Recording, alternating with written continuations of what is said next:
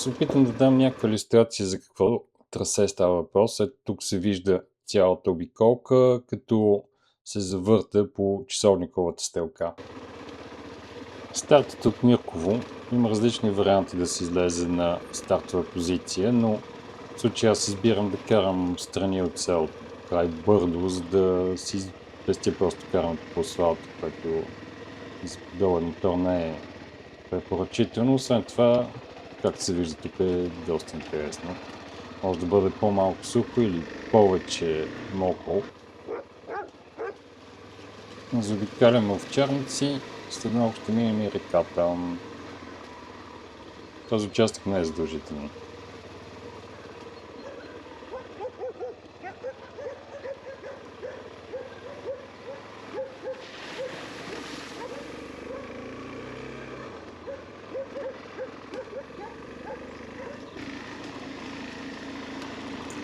Вече сме на пъти по река Мирковчица, който някога е водил до Мирковската мандра, която в момента е просто разпадаща се. Ето тук минаваме ЖП. Белеза не е много проходим, трябва да се внимава.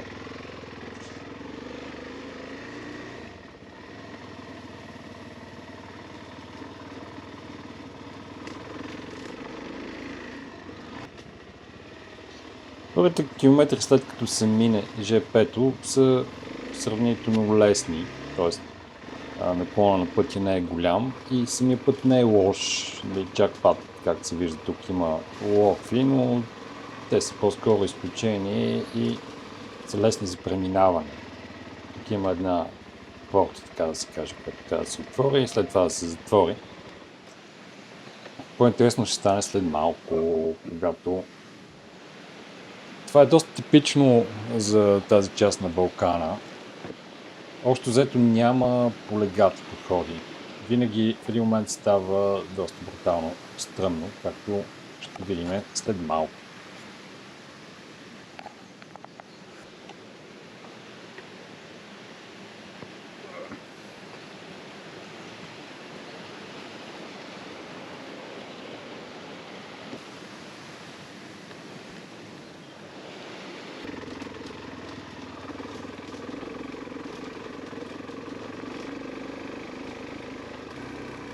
Това лоджийско заслонче е знаково, след него тръгваме рязко нагоре.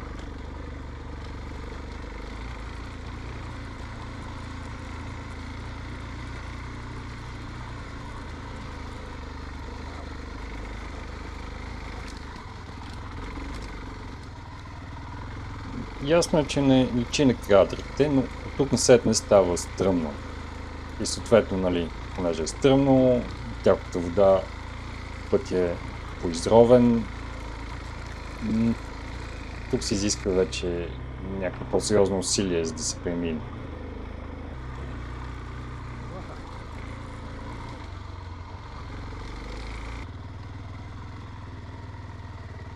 Разбира се, тези локви не са през цялото време. Аз просто подбирам по-забележителни места за показване. Другото, което пропуснах да спомена е, че от Мирково до горе, чак до Бабски кладенец и Баба, трасето върви по жълтата туристическа маркировка, която я правиха наскоро. Мисля, че беше тематично по стъпките на четата на Бенковски, наречена. Всъщност, тук сме все още на пътя за Мирковската мандра. След малко ще се отклониме в ляво за Горгулчишма, за да излезем на билото при ушите, което било завършва горе с Баба. Разклонът за мандрата е надясно, ние сме наляво. Новия път започва с по-цветни участъци. За цяло зависи колко е валяло напоследък. Тук беше рискувано. Няма много опции за обикаляне. Направо пък, ако затъна, ще го мисля после. Да зависи колко е валяло напоследък. Понякога е по-сухо, понякога по-мокро, но си е особен район.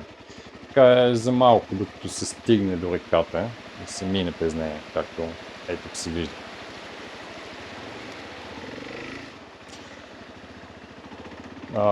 Тук минаваме от другата стена и започваме стръмно да си изкачваме, докато излеземе на реброто към ушите.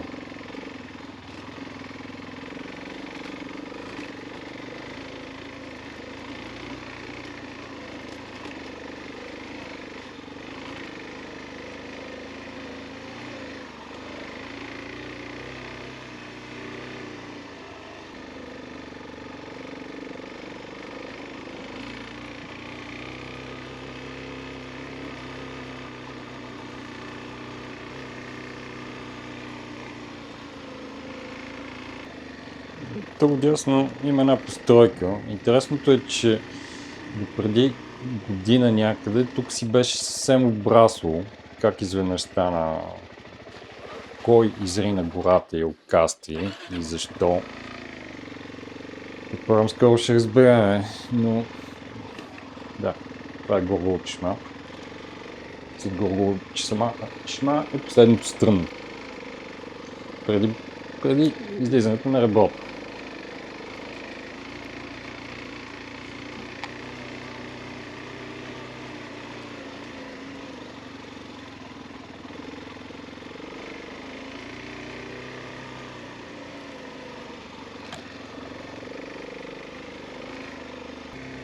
И вече горе.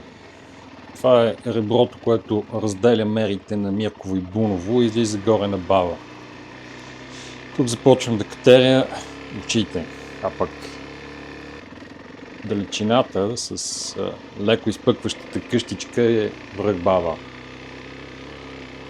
Ушите от тази страна, южната, са доста стръмни, но пък от северната са още по-стръмни.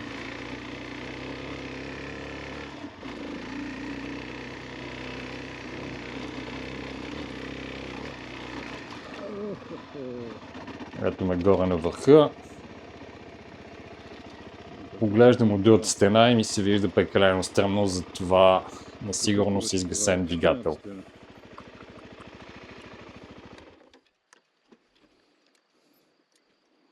Какво му ускореняват на този обект? Напред пък се вижда как продължава този път.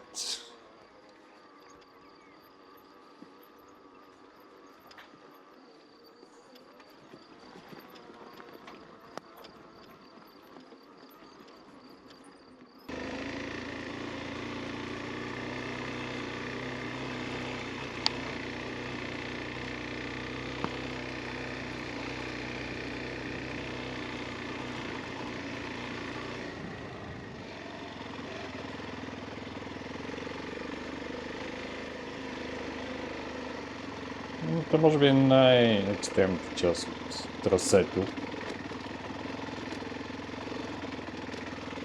Трябва да се излезе някакси горе. Е тук вляво има един шорткът, който е... Предвид, че е много стръмно и много изровено, може би някакъв друг път ще го пробвам. Затова се минавам по царския път, който се вижда, че не е много царски към този момент. След стръмното и изровеното тук следва един рязък, стръмен ляв завой, за да се върне горе на реброто. Хайде наляво.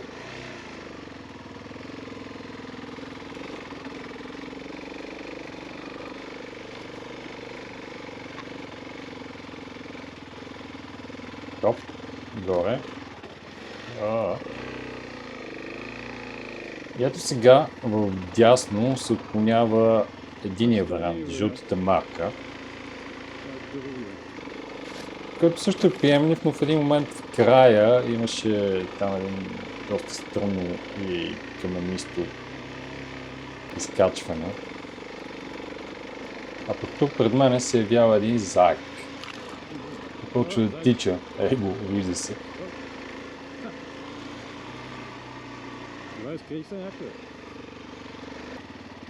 И тук вече финалните метри преди бабски кладенец. Това е бабски кладенец. Което следва след бабски кладенец е да се излезе горе на билния път, като се пресече Боровата гора, която се вижда под ножето на баба. И това се случва по един тесен, стръмен път, но по-трудните участъци останаха по-надолу.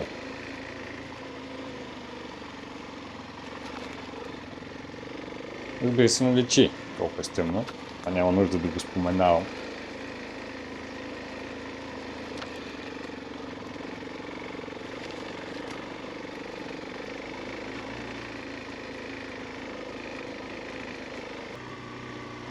Ето, излязахме извън гората и сега следват поляните. Баба почва да се забелязва вече в дясно. Ето я. Тук сме почти на билния път. Тук по един шорткът направо си изкачаме на билния път. Оп. Който в този участък преди баба е доста добре подравнен. Тук се разклонихме от билния път за специалните няколко серпентини, които се изкачват в подножието на върха, като на самия връх не може да се стигне, защото е ограден и има някакви военни постройки.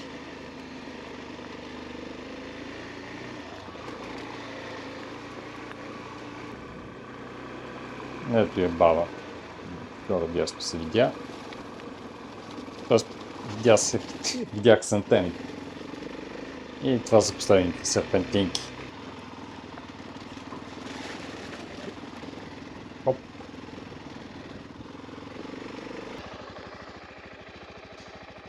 И тъй, спускам се от баба и продължавам в посока Марагидия.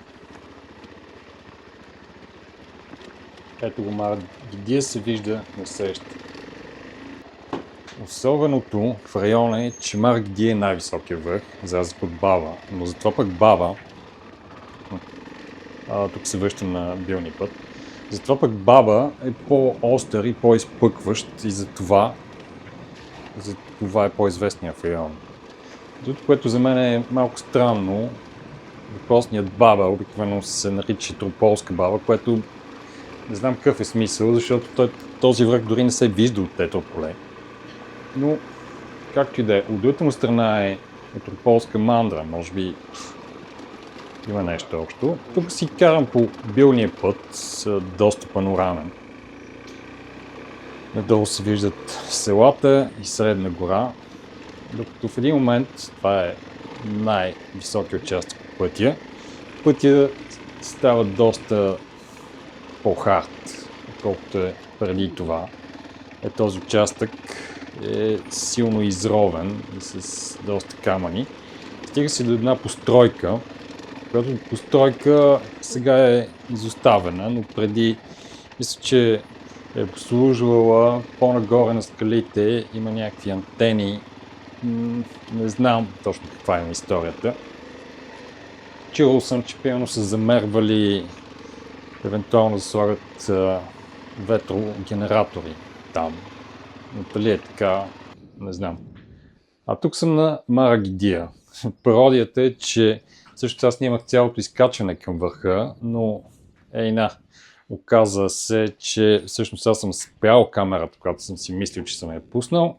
И после съм я пуснал, когато исках да я спра и съм снимал как правя снимки на върха, как се въртя напред назад, пипам си телефона.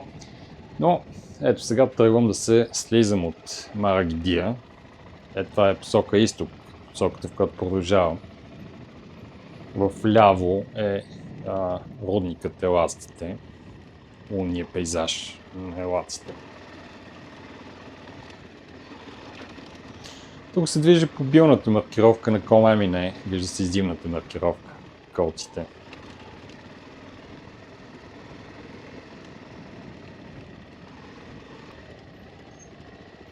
Ето го и билния път, след малко ще сляза на него, но докато стигна, просто газах фойната и боровинките. От тук насетне всъщност е най-неприятният участък на билния път. Доста камъни, става стръмно, изровено е.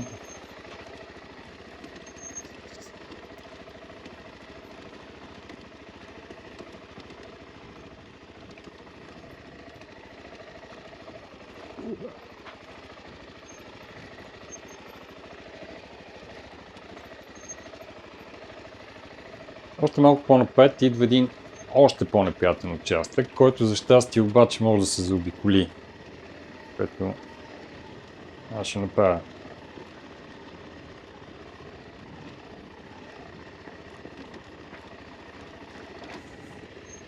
Ето тук хващам заобиколката.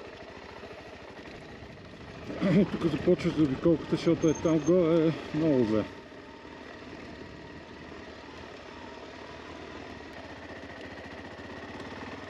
И хоп, пак се връщам на главния път, който продължава да е доста неприятен с тези камънаци и най-вече заради камънаците.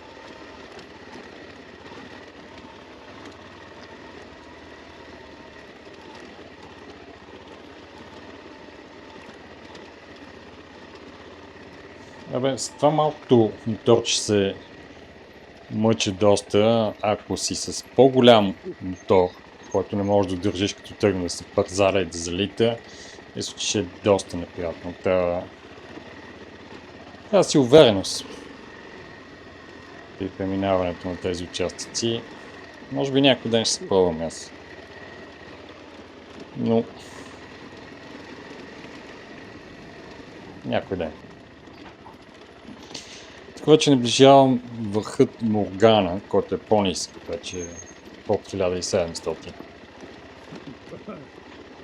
Още по-напред се вижда Свещи плас, а след Свещи плас и Косица, първият 2000-ник и продължава натам Полования.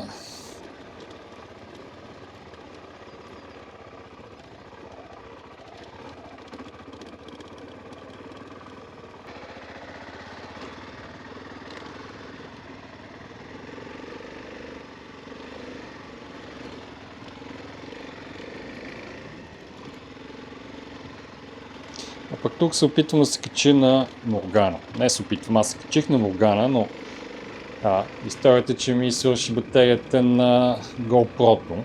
Пък аз много не го мислих, защото си носих Powerbank и си правих сметката, след като свърши батерията на GoPro-то, да продължа да заснимам с Powerbank-а.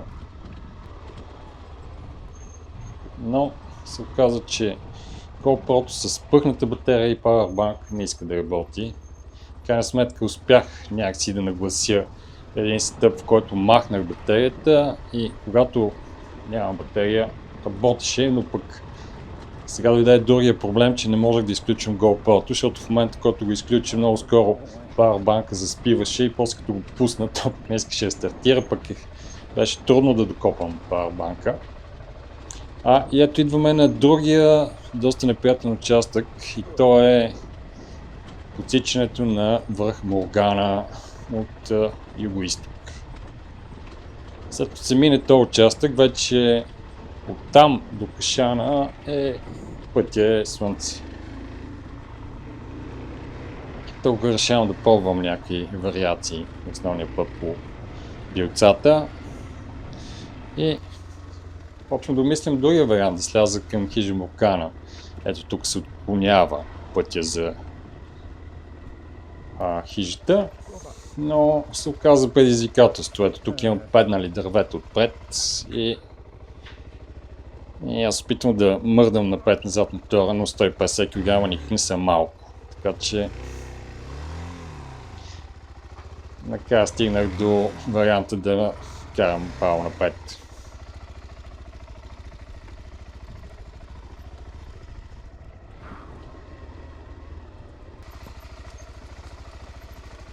Да, очаквах да е по-добре този път.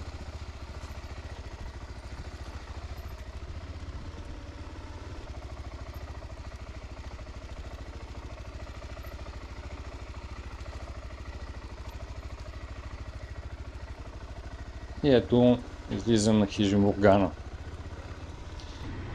Хижа Моргана до Кашана има път, който изглежда някога е бил асфалт, но и сега в момента е в много добро състояние. И добре де, обаче Така. Къде отиде този път? взе, че се изпречи този път.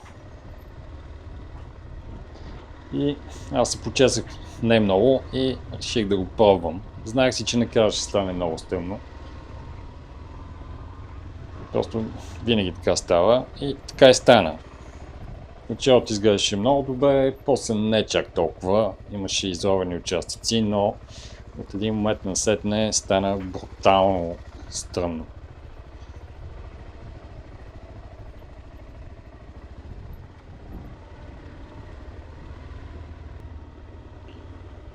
В долния си край явно обслужваше тези сонди, които са из цялата планина наоколо. Не знам кой ги спонсорира и какво точно правят, но въпреки, че беше хубав пътя, тук надолу едно запъване е сериозно. Имам чувство, че не знам колко процента, но едва ли не се спускам вертикално.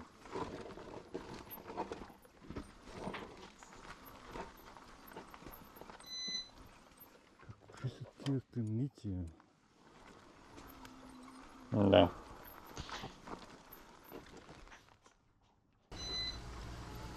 Не щеш ли, добре, че тук имаше някакво ширене да мога да се дъпне отдолу и слезе тази джипка. И изобщо не личи колко е стръмно. Няма етап. Много подходящ момент се върви.